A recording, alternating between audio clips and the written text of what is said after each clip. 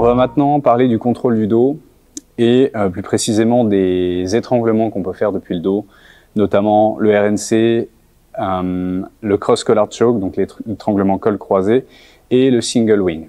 Ok, c'est parti. Donc le dos. Le contrôle du dos, c'est une des positions les plus puissantes du jiu-jitsu parce que, en général, à haut niveau, même à bas niveau, mais à haut niveau surtout en compétition, c'est une position privilégiée. Le taux de succès des soumissions appliquées est plus grand, tout simplement.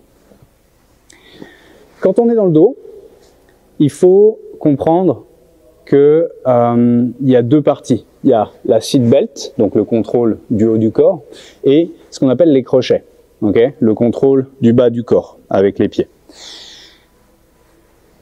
Le contrôle du haut du corps, il se fait d'une façon un peu spécifique. Vous pouvez pas contrôler la tête comme ça, enfin vous pouvez évidemment, mais la personne va se barrer. Vous pouvez contrôler ici le ventre, enfin, vraiment ceinturer l'abdomen. Le problème ici, c'est que vous pouvez difficilement soumettre la personne. Vous pouvez pas vraiment l'étrangler, c'est difficile, ok? Puisque les mains sont coincées sous les bras. Et s'il serre les coudes, il me piège les bras là, ok? Même si je le tiens, il me piège les bras. C'est un peu compliqué. Ok, donc la seat belt, un bras passe par-dessus l'épaule, un bras sous l'épaule, ok? Et on fait une diagonale sur le torse comme une ceinture de sécurité, d'accord? Une fois qu'on est là, il faut comprendre qu'il y a un sens pour accrocher son poignet. On ne peut pas faire ça, il faut faire ça. Pourquoi? Parce qu'en fait, vous voulez protéger et cacher la main qui est susceptible d'attaquer le cou. Okay? C'est la main dangereuse, c'est le bras dangereux. Vous voulez protéger à tout prix cette main. Donc vous serrez le poing, ça permet d'avoir une meilleure tenue, et vous serrez très fort votre poignet. S'il arrive à enlever la main du dessus, parce qu'il est en train de se débattre et qu'il tire sur ce qu'il attrape, même s'il contrôle cette main, ici, je peux toujours aller l'étrangler, d'accord? Si vous inversez et qu'il contrôle la main du dessus, non seulement vous êtes vulnérable aux attaques parce que vous êtes sur un levier, ici, ok? Et une fois qu'il l'a contrôlé, cette main-là, si je veux la récupérer, il va falloir que je l'enlève, puisque s'il serre le coude, elle est bloquée aussi. Donc je suis de nouveau un peu dans la même situation qu'ici. J'ai les deux bras qui sont piégés, ce qui m'empêche de l'attaquer. Et vous voulez évidemment pas vous retrouver dans cette situation où vous avez un contrôle extrêmement puissant et vous perdez les possibilités de l'attaquer. Donc, deuxième point important, une fois qu'on est en seat belt, il faut pas de jeu, ok?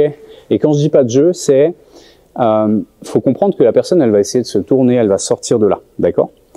D'une bonne manière, d'une mauvaise manière, peu importe, elle risque de se débattre. Elle est dans une position très inconfortable, dans laquelle elle est vraiment en danger, elle a assez peu de possibilités d'attaque, quasiment virtuellement aucune, mais il y en a quelques-unes qui existent tout de même.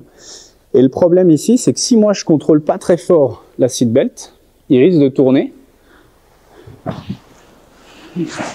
et je le perds. J'ai perdu le dos là, c'est trop tard. Okay, il va falloir que je me batte pour remonter.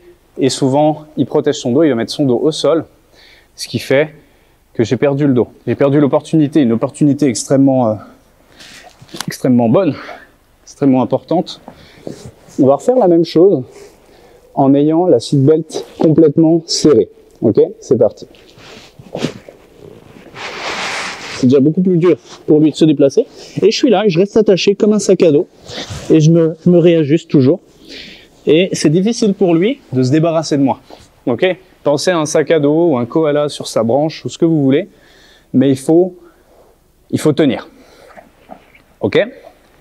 Priorisez toujours le contrôle du haut du corps avant le contrôle du bas du corps.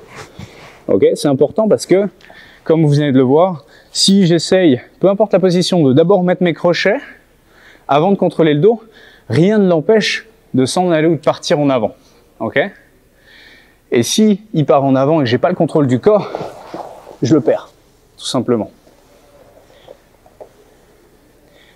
Donc de façon générale, seat belt, priorité numéro 1, crochet, priorité numéro 2. Jamais l'inverse, jamais, jamais, jamais l'inverse.